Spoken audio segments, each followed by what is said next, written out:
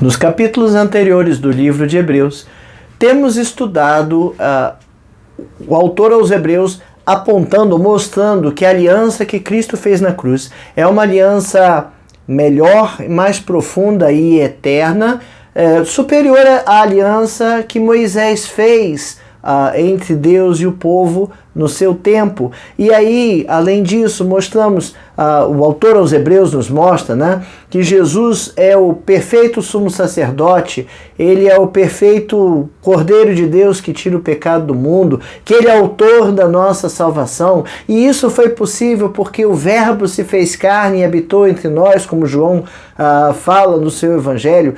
Deus veio ao mundo e encarnou perfeitamente homem, perfeitamente Deus, e como perfeitamente homem, padeceu as nossas dores, sofreu cansaço, sofreu fadiga, teve sono, teve fome, e quando ele foi submetido ao sacrifício na cruz, padeceu todas as nossas dores. Isso faz com que ele tenha uma empatia conosco, nós sintamos uma empatia com ele, no sentido que sabemos que ele sabe exatamente o que nós sofremos aqui.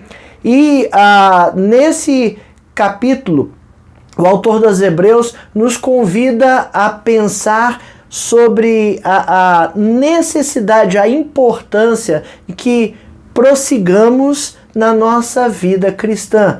O autor aos Hebreus agora vem falar sobre perseverança na fé e o crescimento em santidade. Estas duas coisas são extremamente necessárias na vida do crente. A gente sabe no que a gente acredita? Sabe, mas eu preciso perseverar. Muitas serão as adversidades em nossa vida, muitos serão os desafios que vamos encontrar, sobretudo e principalmente quando a gente vai pregar o Evangelho. É aí que os desafios realmente aparecem. Os outros são problemas, são situações que a gente mais cedo ou mais tarde vai acabar arranjando uma solução, ok?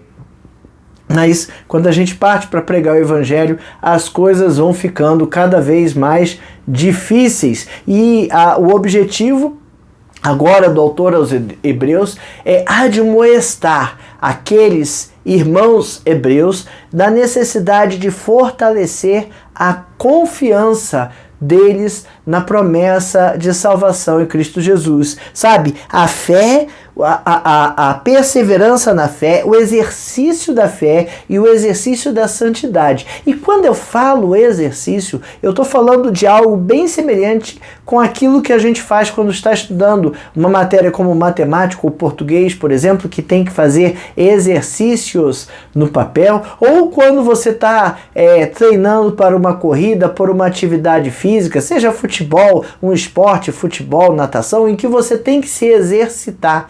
É esse mesmo sentido que você precisa entender. É o exercício da fé para o crescimento da santidade. A gente chama isso de perseverança, é continuar, permanecer. E o autor aos Hebreus, no final desse capítulo 6, vai usar uma expressão muito bacana, uma ilustração muito bacana. Duas ilustrações bacanas aparecem aqui. Uma sobre ao que é plantado, a chuva que cai sobre a terra e que faz bons frutos e espinhos crescerem, mas ele usa também uma outra ilustração sobre a âncora da alma. Âncora, aquele negócio que prende o barco, prende o navio. Mas vamos dar uma lida aqui, vamos ler com atenção esse capítulo 6 de Hebreus. Hebreus 6, o primeiro título é Exortação ao Progresso na Fé. Por isso, pondo de parte os princípios elementares da doutrina de Cristo, deixemo-nos levar para o que é perfeito, não lançando de novo, né, a base do arrependimento de obras mortas e da fé em Deus, o ensino de batismos, da imposição de mãos, da ressurreição dos mortos e do juízo eterno. Isso faremos, se Deus permitir. Os perigos espirituais, versículo 4. É impossível, pois, que aqueles que uma vez foram iluminados e provaram o dom celestial e se tornaram participantes do Espírito Santo e provaram a boa palavra de Deus e os poderes do mundo vindouro e caíram sim.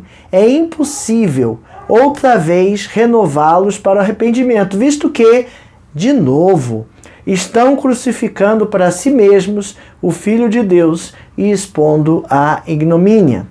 Porque a terra que absorve a chuva, que frequentemente cai sobre ela e produz erva útil para aqueles por quem é também cultivada, recebe bênção da parte de Deus.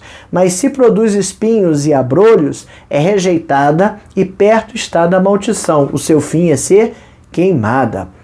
Outro título, as coisas melhores e pertencentes à salvação, versículo 9. Quanto a vós outros, todavia, ó amados, estamos persuadidos das coisas que são melhores e pertencentes à salvação, ainda que falamos dessa maneira. Porque Deus não é injusto para ficar esquecido do vosso trabalho e do amor que evidenciastes para com o seu nome, pois servistes e ainda servis aos santos.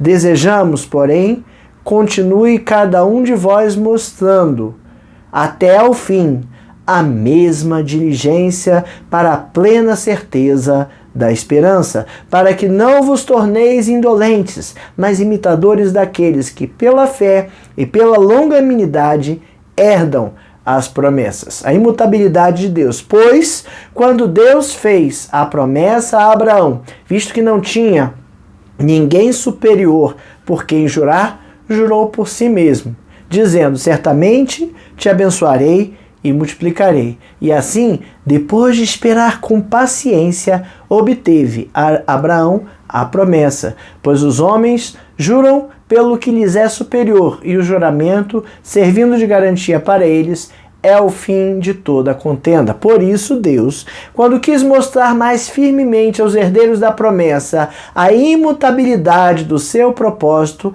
se interpôs como julgamento, para que, mediante duas coisas imutáveis, nas quais é impossível que Deus minta, forte alento tenhamos nós, que já corremos para o refúgio, a fim de lançar mão da esperança proposta, a qual temos por âncora da alma, segura e firme e que penetra além do véu, onde Jesus, como precursor, entrou por nós, tendo se tornado sumo sacerdote para sempre, segundo a ordem de Melquisedeque. Olha que imagem bonita, né? A qual temos a lançar a firme mão da esperança proposta. A esperança, o que é a esperança? A fé, a qual temos por âncora da alma, aquilo que sustenta a nossa alma, aquilo que nos ancora, nos prende, nos firma, segura e firme, e que penetra além do véu, ou seja, lá no Santo dos Santos, né? A âncora vai lá no Santo dos Santos, onde Jesus,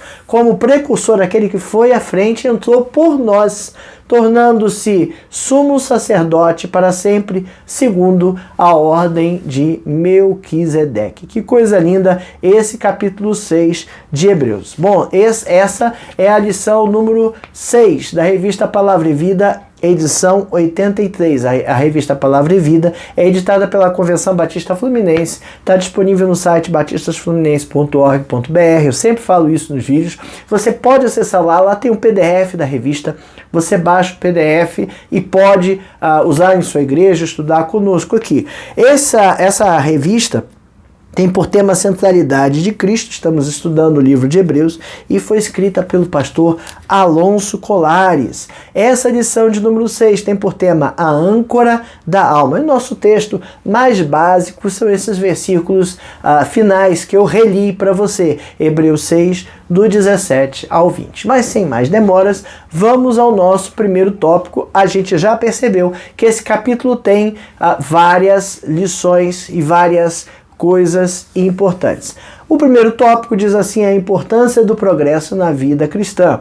E aí a gente percebe que o autor abriu um parênteses no meio de todos os comentários que ele estava fazendo. Abrir parênteses é quando a gente vai parar um assunto para falar de outro. Aliás, abrindo parênteses, eu não gosto de fazer isso porque geralmente eu me perco e não sei no que eu estou falando.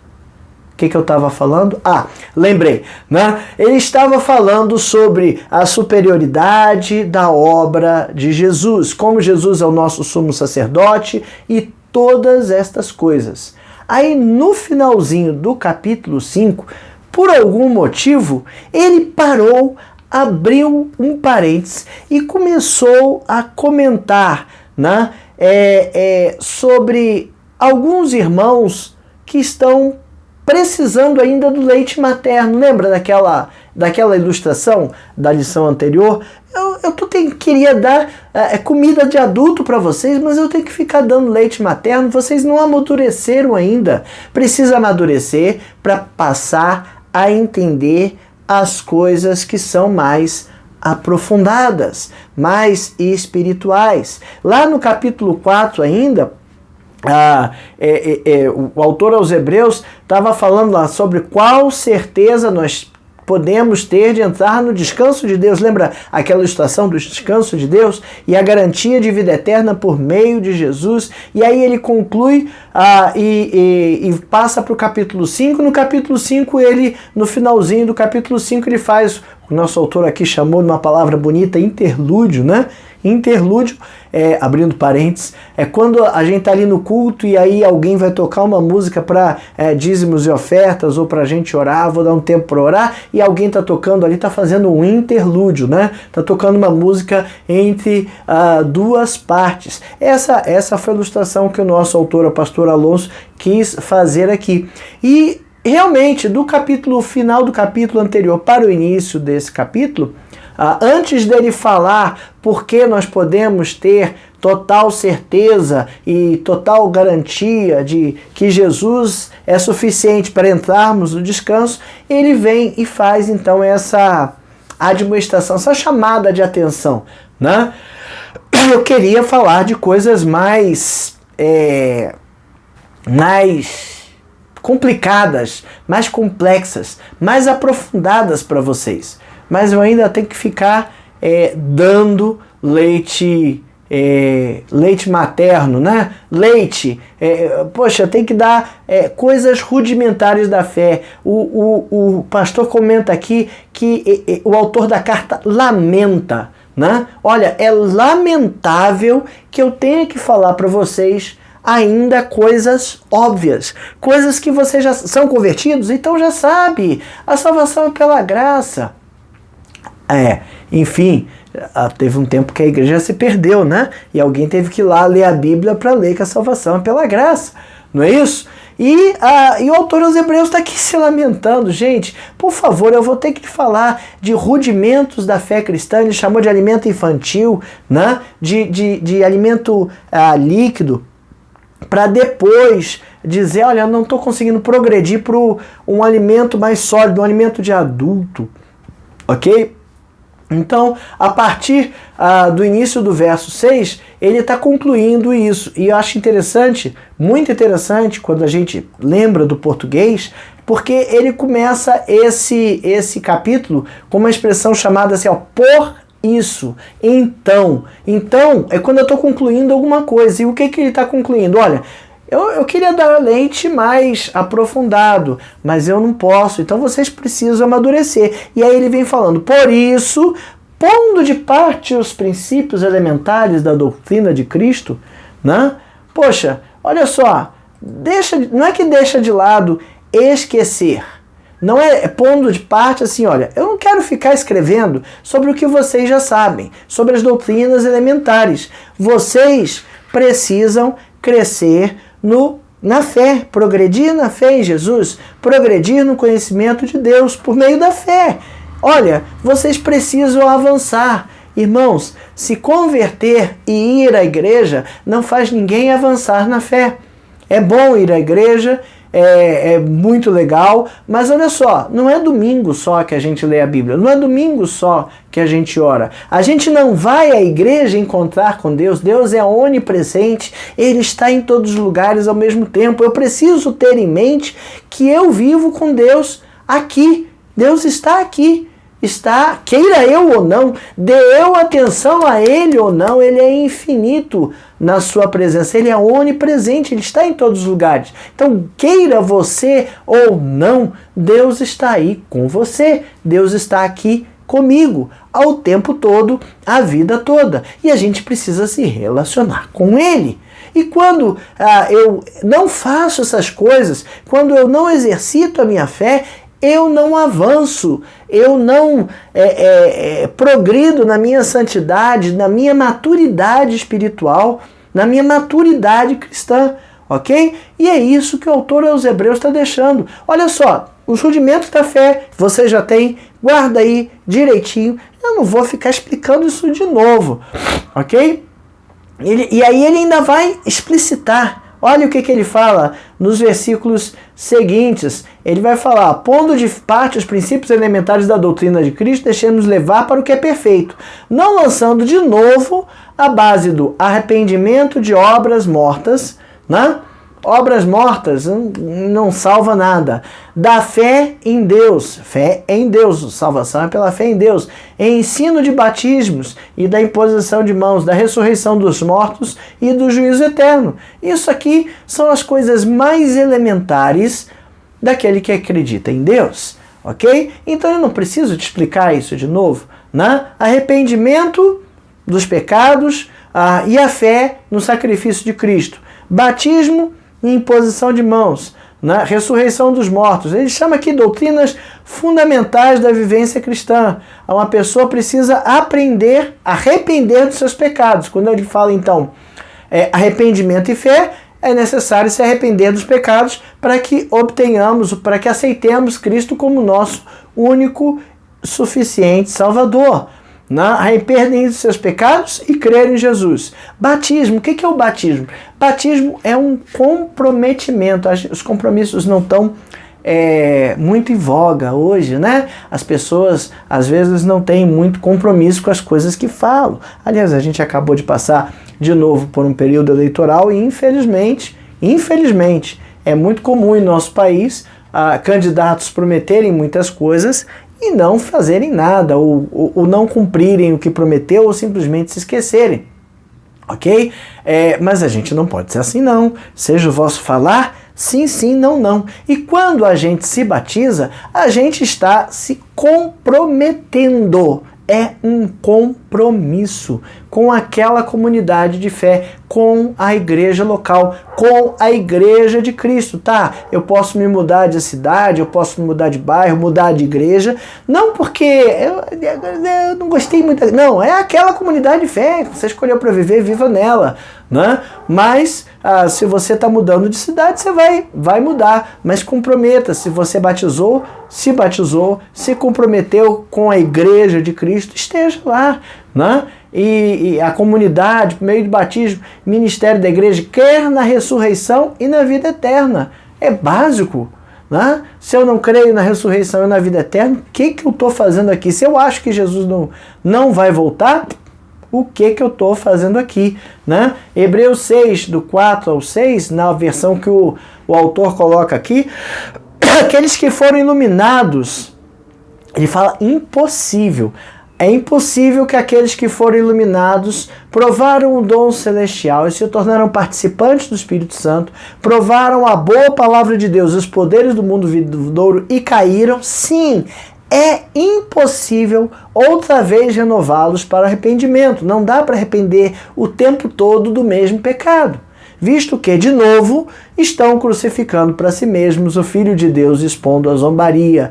Olha, essa afirmação é uma afirmação muito importante a gente perceber, né? Porque no momento que você se arrepende dos seus pecados, entende que você pecou e professa sua fé em Jesus, você agora sabe que se você fizer de novo, você está errado. Talvez antes você tivesse feito de forma ignorante, sem saber o que estava fazendo. Mas agora você sabe que Jesus morreu na cruz por você. E quando você peca de novo, quando você erra de novo, você está crucificando Cristo novamente. né? Estão crucificando para si mesmos o Filho de Deus e o expondo à vergonha, expondo à zombaria. Então, olha só que coisa importante. Não pode voltar atrás. Se você se arrependeu dos seus pecados, se você converteu a Jesus, né? E tem fé nele, se batizou e acredita na vida eterna e sabe que Cristo morreu na cruz pelos seus pecados e pelo meu, você tem a obrigação de saber que não pode pecar de novo. A gente vai errar, vai errar, mas eu preciso caminhar em direção à santificação. Eu não posso errar deliberadamente, eu não posso não fazer caso. Deixa pra lá, não pega nada não. Pega sim. Eu não posso pecar sistematicamente, propositalmente, de novo, porque eu sei que isso significa que eu estou crucificando de novo Jesus. Olha que coisa triste, né? Por isso, quando Paulo fala lá da ceia, examine-se, pois o homem a si mesmo, e assim coma do pão e beba do cálice, porque aquele que come e bebe indignamente, come e bebe para a sua própria condenação, porque está novamente crucificando Cristo através dos seus pecados, sobretudo propositais. A gente precisa melhorar, a gente precisa santificar, a gente precisa progredir na fé em direção à santificação. Então, a gente fala ali da nossa declaração doutrinária, a salvação, a justificação, tudo isso é ato. Agora, santificação é uma coisa que é um processo. E ela depende de mim, depende de você. A sua santificação depende de você. Você precisa entender o que você está fazendo errado, ter sensibilidade disso, pedir a Deus que o ajude a corrigir. Corrija, mude o seu jeito de ser, para que daí você possa, de fato, progredir, ok? Então, o autor está exortando os cristãos a progredirem na fé em direção à santificação, tendo por base as doutrinas cristãs fundamentais que ele colocou todas ali. Então, o por isso é isso. Olha, estas coisas aqui não precisamos discutir. Se somos crentes, se você se arrependeu dos seus pecados e acreditou em Cristo, você sabe dessas coisas, então não precisamos mais discutir isso, ok? E se você não estiver fazendo, você está rejeitando a Cristo, você está virando as costas para Deus. Isso é extremamente perigoso. Não podemos rejeitar a Deus, né? Aqueles que ouviram a palavra, se dispuseram a seguir a Cristo e foram batizados e participaram da comunhão dos salvos, eles já sabem o fundamento da fé, né? Sabe que a fé é fundamental para perseverar. Se eles abandonarem Cristo, é impossível um renovo espiritual, né? Porque, olha, ou não estava convertido e agora realmente se converteu, ou estão brincando com Deus. Isso não vai dar certo. A apostasia é o resultado da ausência de fé. E a fé é que produz a perseverança na esperança da salvação. Então, temos que exercitar a nossa fé. Temos que exercitar a nossa fé e temos que exercitar a nossa santificação, progredir na nossa santificação. Aí logo a seguir, o autor vem falando do argumento das ervas daninhas, né? A chuva que absorve assim cair impossível aqui, na ignomínia, né? Estão crucificando para si mesmos, versículo 6, o Filho de Deus expondo a ignomínia. Versículo 7, porque a terra que absorve a chuva, que frequentemente cai sobre ela e produz erva útil, produz frutos e produz ervas, para aqueles por quem é também cultivada, ou seja, quem cultiva ou produz ervas útil, a chuva faz com que ela produza para a bênção. Agora, a mesma chuva faz crescer espinhos e abrolhos, faz crescer erva daninha, faz crescer espinhos. E esse tipo de planta é rejeitada, está perto da maldição. O seu fim será ser queimada. Então, cuidado, temos que ser erva proveitosa, erva útil, né? Temos que ser bênção, ok? E essa é a advertência que o nosso autor coloca aqui, que o autor aos Hebreus coloca. Segundo ponto, vem falar da recompensa. A recompensa é certa. Aí ele segue fazendo uma afirmação, olha, mas eu tenho certeza que essa não é a realidade de vocês cristãos, né? Ele fala aqui, olha, quanto a vós outros, todavia, ó amados, estamos persuadidos das coisas que são melhores e pertencentes à salvação, ainda que falamos dessa maneira. Ou seja, eu estou aqui convencido que não é o caso de vocês. Só que no meio da igreja, a gente sabe que sempre tem uma meia dúzia, tem um grupinho que não está muito firme, ou não acreditou e está frequentando, enfim, está fazendo algumas coisas que está produzindo uma certa confusão, né? E aí o autor está dizendo, eu tenho certeza que não é o caso de vocês, que vocês estão firmes na fé, né?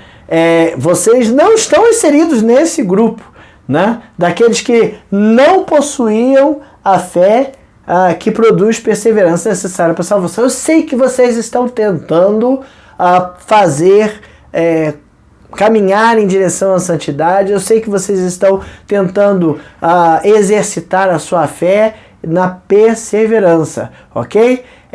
Afirmando que ele exclui esse pessoal daquele grupo de que coisas melhores os esperam, coisas relacionadas à salvação, ok? Então veja, quem está no grupo de que está embromando na fé, erra, oh Senhor, eu pequei, errei de novo, eu vou lá fazer, não tem problema, oh Senhor, eu não deveria fazer.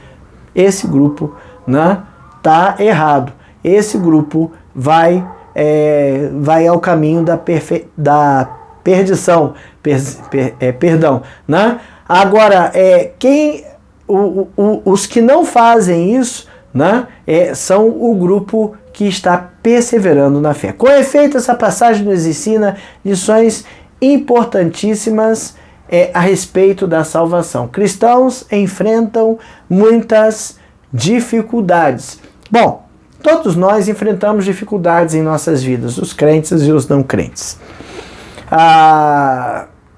Infelizmente, às vezes a gente usa mais o poder de Deus, digamos assim, a confiança em Deus para resolver os nossos problemas pessoais, né? Mas não é bem isso, né? Até, tudo bem, Deus faz com que a gente cresça na fé a partir das coisas pessoais. Mas o que a gente precisa mesmo é pregar o Evangelho. E é aí que a gente vai achar dificuldade, é aí que a gente vai achar, de fato, perseguição. Se você não quiser viver um verdadeiro Evangelho, você não vai ter perseguição, você não vai ter grandes problemas, por assim dizer, né? Mas se você quiser viver a verdadeira fé, você vai ter grandes problemas, vai ter perseguições. E os cristãos enfrentam as suas dificuldades, algumas do dia a dia, outras relacionadas ao trabalho. Às vezes a gente é perseguido, às vezes a gente é difamado, às vezes a gente tem grandes lutas espirituais contra grandes forças do mal, mas nós temos uma certeza, e essa certeza ninguém tira de nós, é que quando morrermos, teremos a salvação, a vida eterna.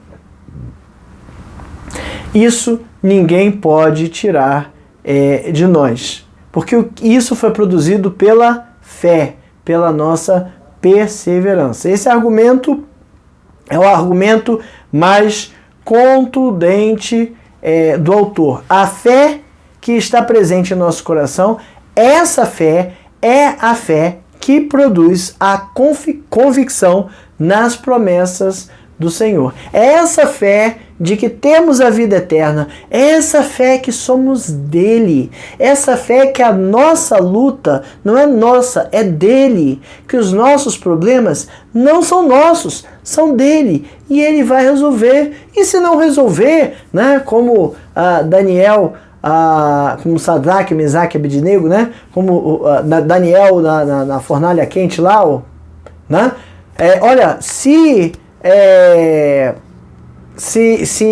Deus não nos livrar da fornalha, né, não tem problema, mas fique o Senhor sabendo, né, que Ele é maior do que tu.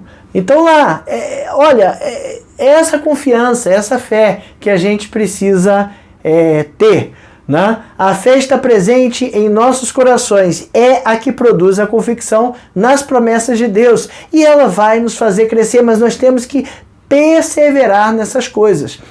Esta fé que produz essa convicção também produz boas obras. No versículo 10, o autor fala assim: Deus não é injusto para esquecer do trabalho que vocês fizeram e do amor que mostraram com o seu nome, pois vocês serviram e ainda estão servindo aos santos. Olha, a gente só não pode confundir que as obras, as boas obras, as coisas que a gente faz bem, a gente não faz por causa da salvação. A gente faz porque a gente tem amor, ok? Elas são evidências, não são motivações do novo nascimento. Aquele que é nascido de novo vai querer fazer boas obras. E isso vem da perseverança no Espírito Santo. Atitudes, pensamentos, palavras e serviço dos santos. Né? Nós queremos ser parecidos com Cristo. Aqueles que são salvos querem ser parecidos com Cristo. O mundo é hostil. O mundo é cheio de coisas que nos agride. E hostil a Deus e a palavra de Deus. Temos visto isso demais no nosso dia a dia. Né?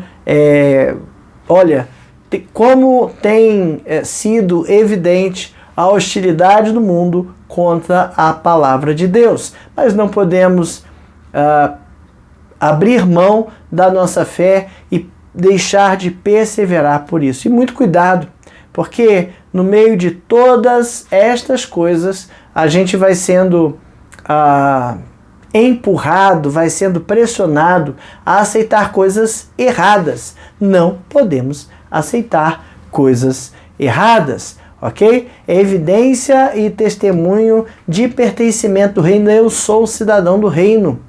Veja, não aceitar coisas erradas não é sair tacando pedra, mas perguntado se você concorda, ou alguém, não, porque não tem nada a ver, né?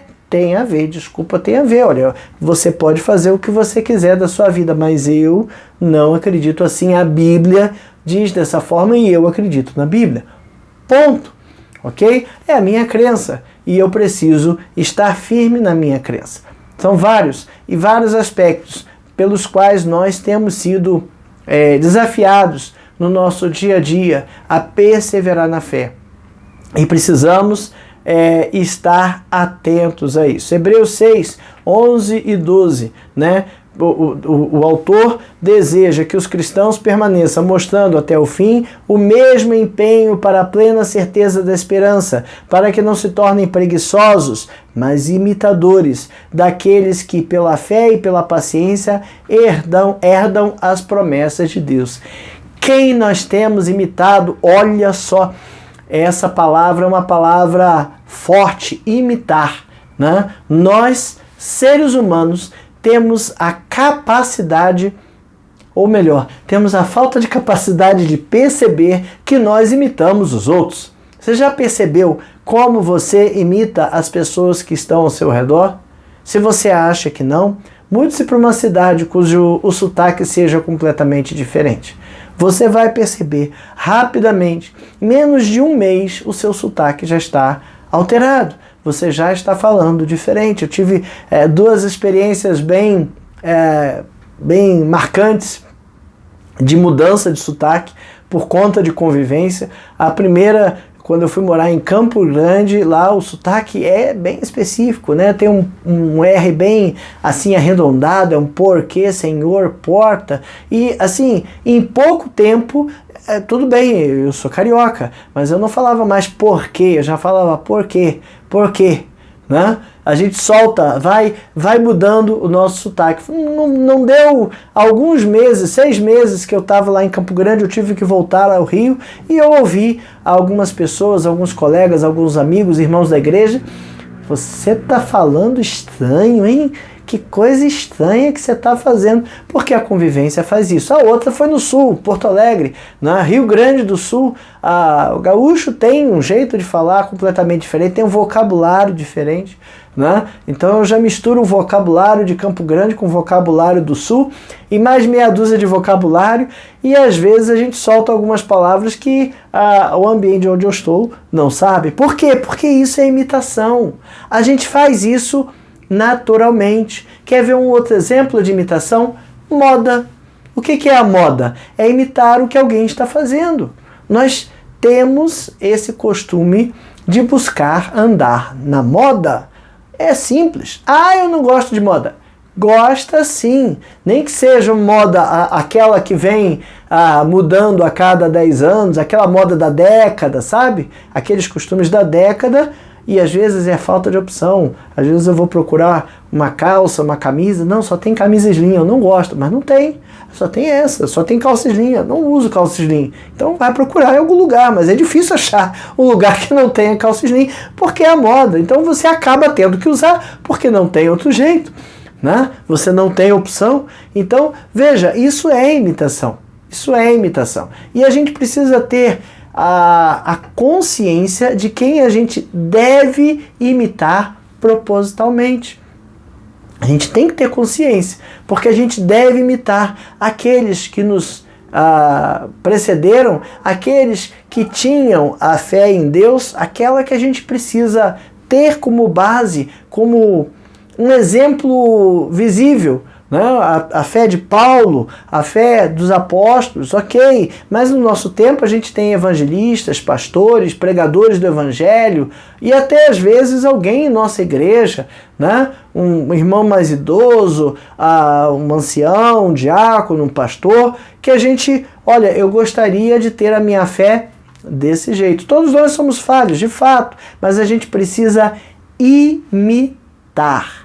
Eu preciso ser, não preguiçoso, mas imitadores daqueles que pela fé e paciência herdaram as promessas de Deus. Quer exemplo melhor para imitar do que Abraão? Não, mas aí também tá difícil, né? Aí você pegou pesado, né? E aí esse ponto inicia um argumento que vai ser desenvolvido lá no capítulo 11 de Hebreus, a famosa galeria dos heróis da fé. Já ouviu falar, né? Mas a gente vai chegar lá, né? Essa galeria tem ali, como ele cita aqui o nosso autor, expressões culturais da antiga aliança, mas que não foram suficientes para agradar a Deus. Esses heróis da fé exercitaram sua fé nessa galeria, mas a antiga aliança na qual eles buscavam seguir não era suficiente para aproximar e agradar a Deus, mas apenas a fé destes que viveram no passado que fizeram eles se aproximarem de Deus. E é por isso que a gente chama de galeria dos heróis da fé. O autor dos Hebreus, dando um spoiler, vai falar daqueles personagens todos ali do passado, que viveram lá no passado, mas que cumpriram a lei, buscaram cumprir, mas a lei não era suficiente para salvação. Eles alcançaram a salvação pela fé em Deus, ok? Terceiro tópico vem falar da âncora da alma. Que expressão bonita, que imagem bonita. O autor vai concluir este capítulo citando o exemplo de Abraão, Deus fez uma promessa a Abraão. Desde que Deus fez a promessa a Abraão, até que o filho da promessa nasceu, foi um sacrifício grande, foi um tempo grande, né?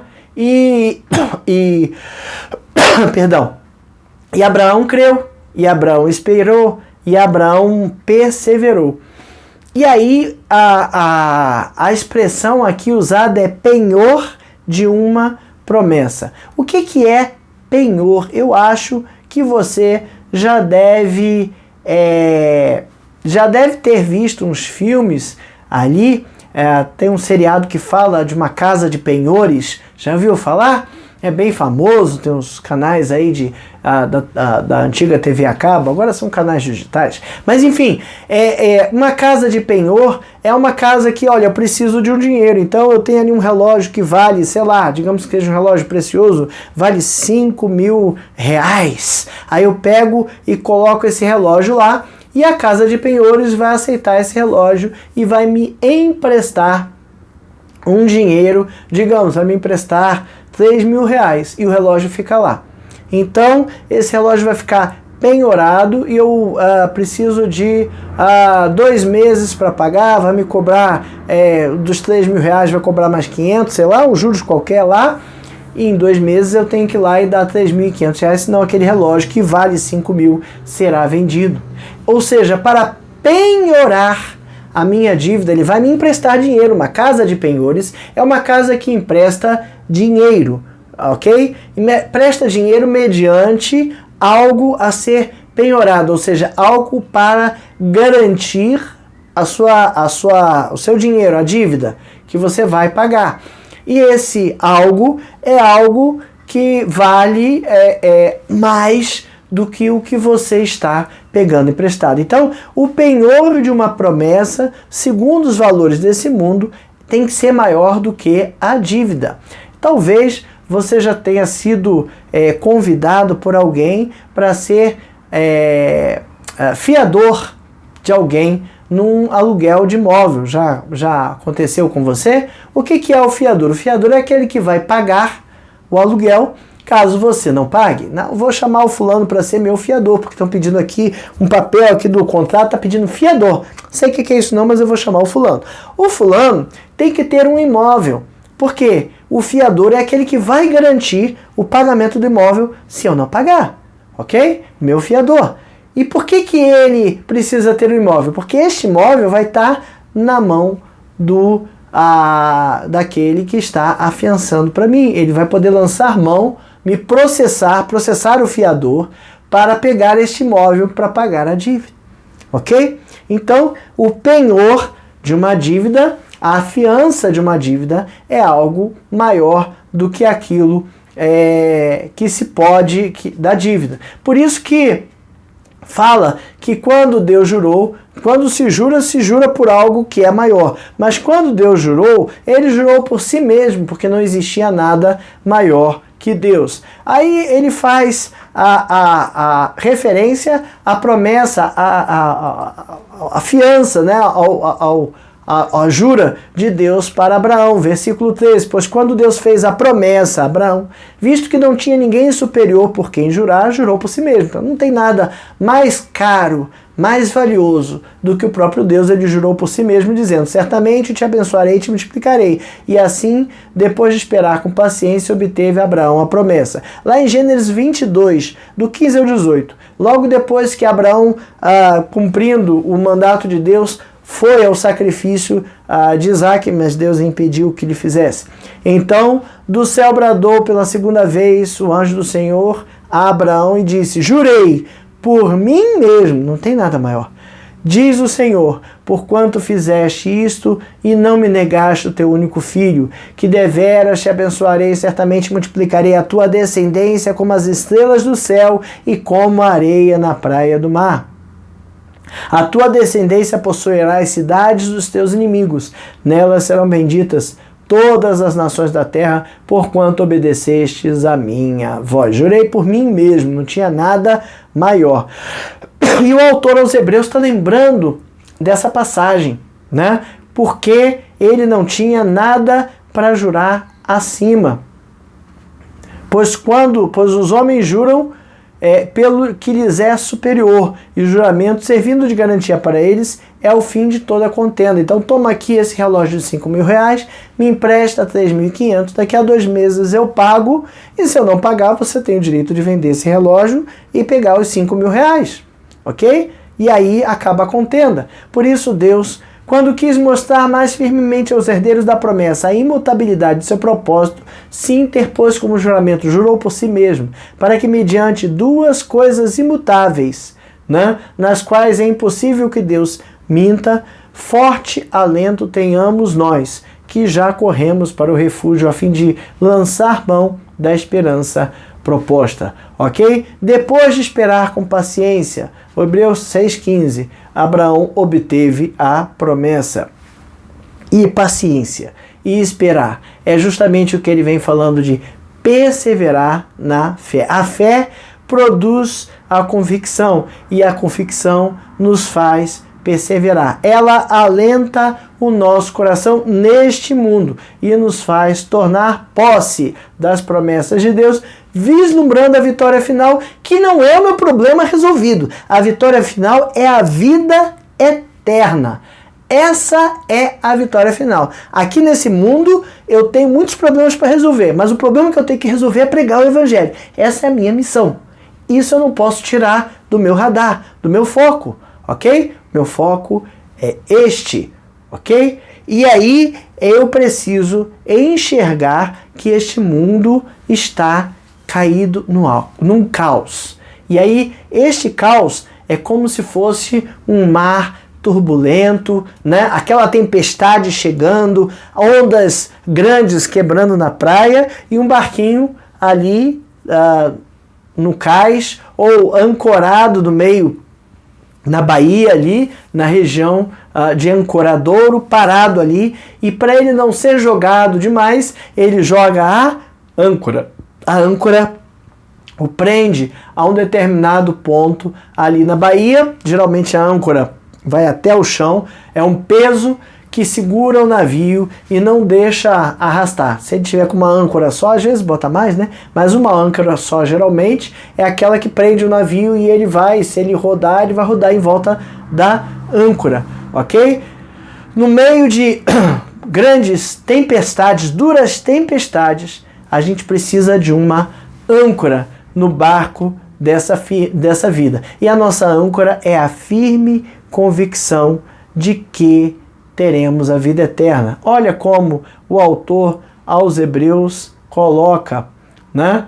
A fim de lançar mão da esperança proposta, né? Para que, mediante 2 coisas imutáveis, tenhamos nós que já corremos para o refúgio a fim de lançar mão da esperança proposta, a qual a esperança proposta, a vida eterna, temos por âncora da alma. A vida eterna é a âncora da alma. Que coisa linda, né? Segura e firme. Eu tenho fé que eu vou morrer e terei a vida eterna com Deus. E essa âncora é tão segura e firme que ela vai ali e crava no rochedo e nada consegue tirá-la dali. De vez em quando o barco, quando vai levantar a âncora, tem problema. Ai, danou-se, agora liga o motor, puxa, vamos fazer mais força, porque a âncora cravou ali numa pedra, cravou em alguma coisa no fundo do mar, segura e firme, que penetra dentro do véu. Então a nossa âncora foi lá dentro do Santo dos Santos. Nós estamos ancorados, não aqui no templo, mas lá dentro do Santo dos Santos, na presença de Deus. Olha que coisa linda. Onde Jesus, como precursor é aquele que vai à frente, entrou por nós. Ele foi na nossa frente, nosso sumo sacerdote, né? Tendo se tornado o sumo sacerdote para sempre. Não vai ter outro, não vai sortear outro. É ele, segundo a ordem de Melquisedeque. Olha que coisa linda. Não podemos esmorecer, né? Coisas vão nos estressar? Vão. Mas nós temos que ter esta certeza. Na casa de meu pai há muitas moradas, e se não fosse assim, eu lhes teria dito.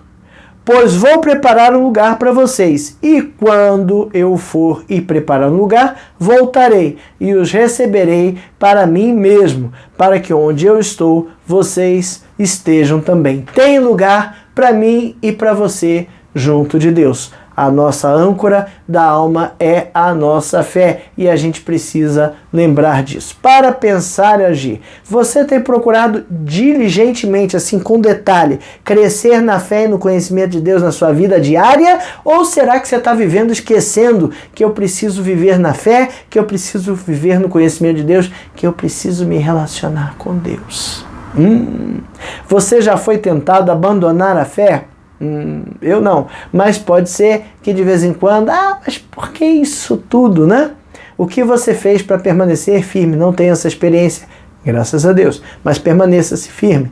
Você consegue enxergar o cumprimento das promessas de Deus feitas a você? Você consegue enxergar a atuação de Deus no seu dia a dia? De vez em quando a gente fica meio estressado, meio ansioso com algumas coisas. Eu estou passando por um momento em que eu vou ter algumas mudanças na minha vida, vou mudar, vou me aposentar, vou ter que mudar de casa, e aí tem que ver tudo de novo, né? E agora de um outro jeito, de uma outra forma, e enfim, vai ser um pouco mais complicado. E realmente eu venho estando agoniado um pouquinho, mas esses dias Deus tem falado comigo com aquela voz calma e suave, tipo assim, fica quieto aí, sossega que eu estou trabalhando. Como Deus é maravilhoso e como Ele faz maravilhas em nossas vidas. Que Deus nos ajude a entender e aplicar essa lição às nossas vidas, que a nossa fé seja treinada, perseveremos na fé para que a nossa santidade avance, nós avancemos no conhecimento de Deus, o nosso